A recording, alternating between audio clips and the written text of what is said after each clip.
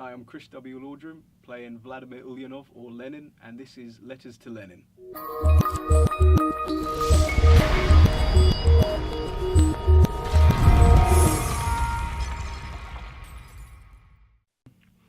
What made you decide to take on the role of Vladimir Ulyanov?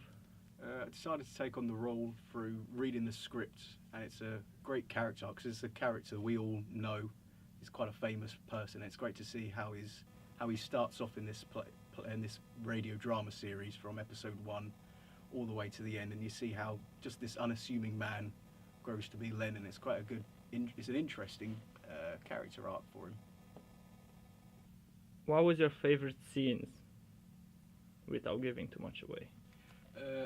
My favourite scene is the first introduction of Karl Marx, which is such a strange introduction for this great iconic figure, and then he's just an unassuming pub in Manchester, and they all just sort of fall hand in hand with each other, and it's a great bouncing off between the Marxist socialist movement people and the miners themselves, and they all have a great back and forth between the scenes together. That's my favourite scene. Which episode is your favourite and why? My favourite episode is episode 2, as it's the episode that I'm probably most dominant in, so I feel like it's cheating.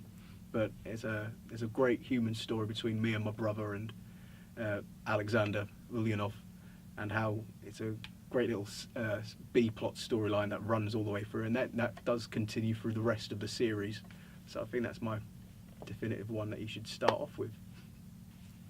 How does your character impact the story? A character impacts the story from first off, he's obviously a character that the audience would know just from hearing his name. He's probably the most famous of the characters throughout the series, and from where he starts off as this unassuming brother who was really to Alexander, who was like the sort of the dominant one of the opening scenes, but where he comes out at the end, and how my character impacts Nikolai, especially at the very end.